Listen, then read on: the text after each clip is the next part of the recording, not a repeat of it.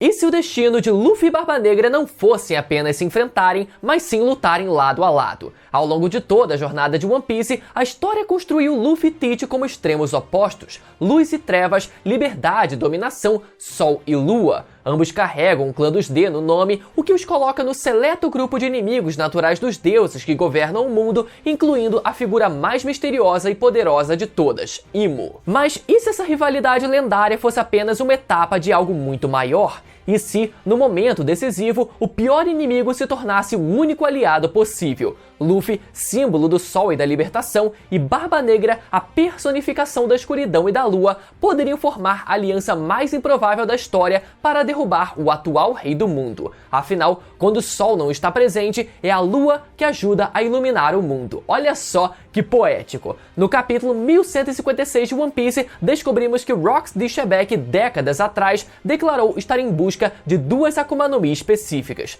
E existe um detalhe recente na obra que torna essa hipótese ainda mais interessante: a possibilidade de Rox D. Shebeck ter almejado no passado exatamente as duas frutas que hoje pertencem a Luffy e Tite, a Yami Yami no Mi e a Hito Hito no Mi modelo Nika. Separadas, já são poderes extraordinários e combinadas talvez sejam a única força capaz de rivalizar com Imo e o poder oculto da antiga civilização que o governo mundial tanto teme. Essa união certamente não seria simples nem estável, mas poderia ser a única maneira de enfrentar o maior inimigo em comum do clã dos D.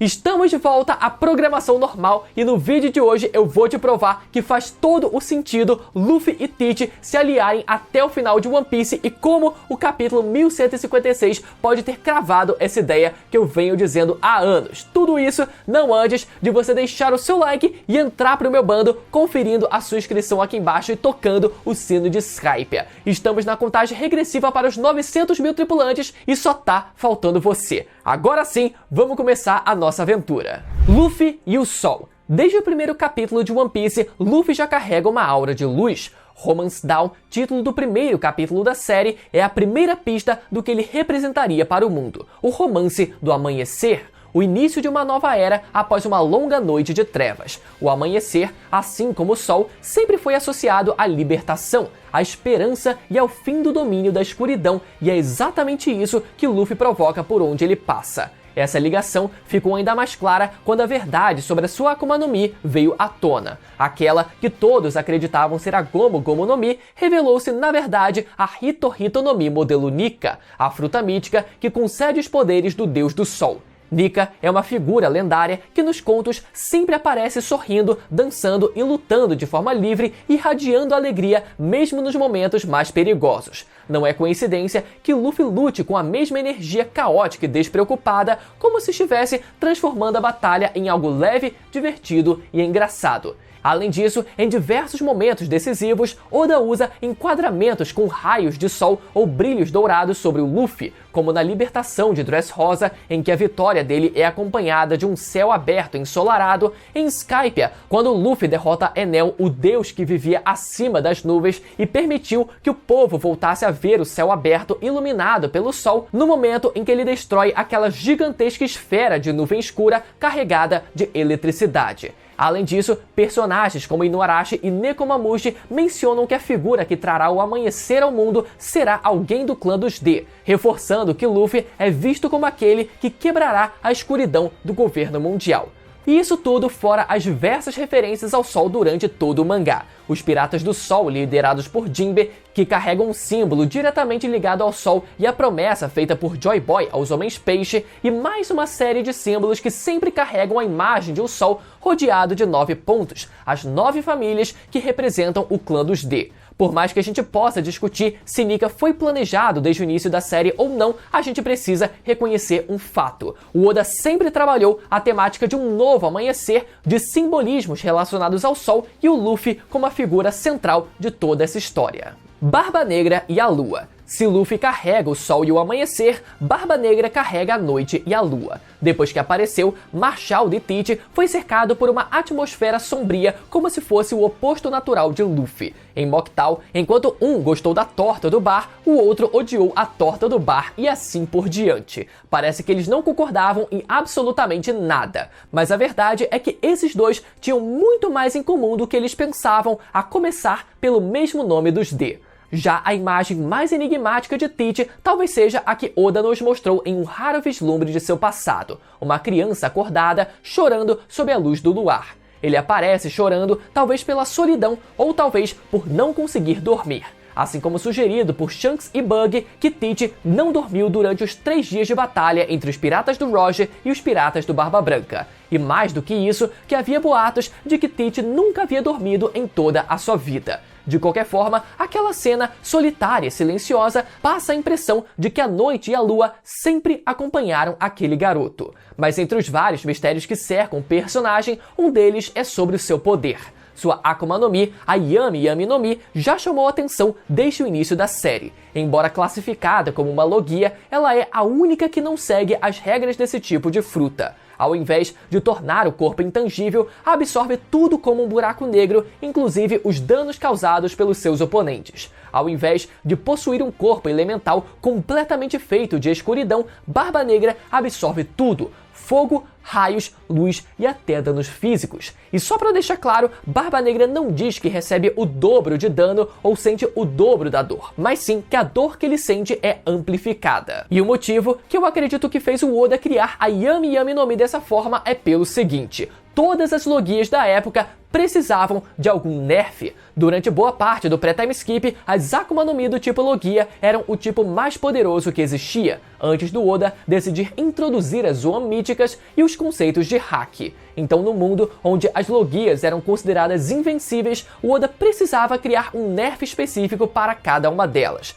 No caso do Crocodile, principal vilão de Alabasta, ele podia ser tocado e ferido por uma fraqueza específica relacionada à água ou sangue, que umidificava e molhava o seu corpo. Claro que todos os usuários de Akuma no Mi possuíam como fraqueza o Mari, o Kairoseki, mas o Crocodile possuía uma fraqueza ainda mais específica relacionada à água. Já no caso do Enel, principal vilão de Skypiea, ele podia ser tocado e ferido por alguém com um corpo feito de borracha. Já no caso do Barba Negra, ele não podia transformar o seu corpo em escuridão com a desculpa do seu corpo absorver absolutamente tudo. Na verdade, isso sempre pareceu muito mais uma grande desculpa furada para que o Barba Negra, com um poder apelão como aquele, tivesse pelo menos alguma fraqueza que permitisse com que o Luffy tivesse alguma chance contra ele no futuro distante, antes da criação do conceito de hack na história. Mas talvez esse nerf criado pelo Oda tenha vindo a calhar muito bem agora que temos uma chuva de Zoan mítica aparecendo na série. Então esse é o motivo para que a Yami Yami no Mi não permita com que o seu usuário tenha um corpo elemental, seja porque ela nunca foi uma Logia para começo de conversa. E se a Yami Yami no Mi for mais do que ela aparenta? Uma teoria cada vez mais discutida é que ela possa, na verdade, ser uma Zoan mítica disfarçada de Logia. É bem possível que, assim como a fruta da borracha não era uma paramessia e na verdade era a Zoan mítica do Deus do Sol, que a fruta da escuridão seja na verdade a Zoan mítica do Deus da Lua. Uma Zoan ligada a alguma entidade relacionada à Lua faria sentido na lógica de One Piece, principalmente como contraponto a Hito Hito no Mi modelo Nika do Deus do Sol.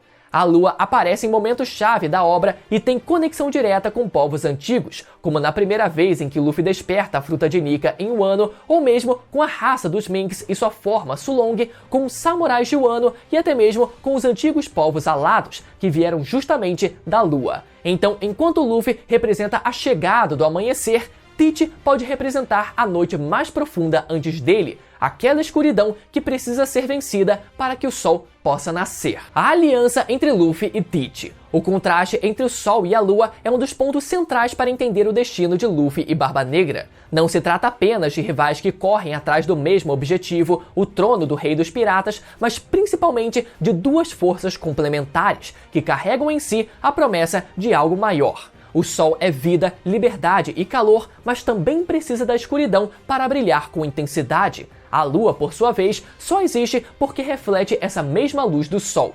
E o Oda pode estar construindo exatamente isso, uma narrativa onde ambos não apenas são antagonistas, mas peças diferentes de um mesmo destino que se volta contra os deuses do mundo. Imo, a figura misteriosa que governa as sombras do governo mundial, se apresenta como a verdadeira encarnação dessa tirania dos deuses. E talvez para derrotá-la seja necessário mais do que apenas o Sol. O equilíbrio só pode surgir quando luz e escuridão colidem e paradoxalmente se unem. Quando o Sol se põe, é a Lua que ilumina o mundo. Então, uma vez que Luffy seja momentaneamente derrotado por Imo, algo que sempre acontece contra os principais vilões de One Piece, e a luz do Sol não conseguir mais iluminar a esperança do mundo, esse seria o momento exato para que a Lua aparecesse para refletir a luz do Sol e ajudar a derrotar Imo. Vocês conseguem perceber a maestria de um roteiro como esse? Ao mesmo tempo em que Luffy e Tite são inegavelmente rivais um do outro, um representando a luz e o outro as trevas, eles também são forças complementares nessa história toda. De novo, para que o Sol ilumine o mundo, ele precisa que a escuridão exista. E para que a Lua ilumine o mundo, ela precisa que o Sol exista também, porque a Lua reflete a luz do Sol.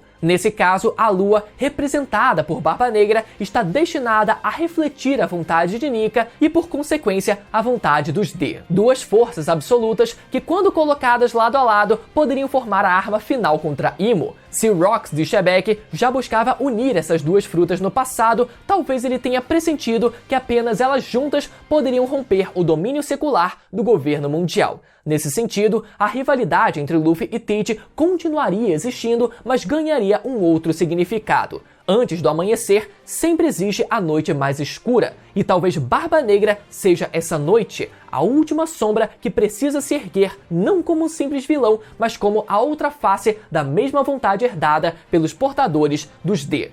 Então, em resumo, eu acredito que o roteiro da batalha final de One Piece acontecerá da seguinte forma. Luffy será momentaneamente derrotado por Imo, fazendo com que a luz e a esperança do mundo pareça ter se apagado. Barba Negra irá aparecer e irá assumir a batalha, talvez sendo o grande responsável pela vitória sobre Imo, afinal ele adora chegar no final da festa e se aproveitar para roubar o kill dos outros. Barba Negra então assume o lugar no trono vazio, surgindo assim a noite mais escura, e no fim Luffy se levanta mais uma vez para derrubar aquele que sempre foi o seu maior e principal vilão, trazendo finalmente um novo amanhecer para o mundo. Não se enganem, galera, Imo pode parecer o vilão final, mas ela é muito mais o vilão principal de Nika e Joy Boy. Já o vilão final do Luffy sempre foi e continuará sendo o Barba Negra até o final. Então, por mais que Luffy e Barba Negra possam se aliar indiretamente para destronar Imo, uma vez que esse objetivo em comum tenha sido concluído, os dois terão então concluído os seus propósitos com as suas gerações passadas e agora eles poderão se enfrentar para decidir os seus próprios destinos e quem finalmente irá se tornar o Rei dos Piratas. Ficou até o final e gostou desse vídeo? Então deixa o feedback de vocês aqui embaixo, o seu comentário é sempre muito importante. Lembra, mais uma vez, de deixar o seu like e conferir a sua inscrição no canal. E agora você pode conferir, como sempre, os últimos vídeos de One Piece que saíram aqui no canal, clicando nos que vão aparecer na tela agora pra vocês, beleza? Galera, caraca aí! Se não tem erro, Luffy e Barba Negra, querem vocês ou não, irão se aliar, mesmo que indiretamente, até o final de One Piece.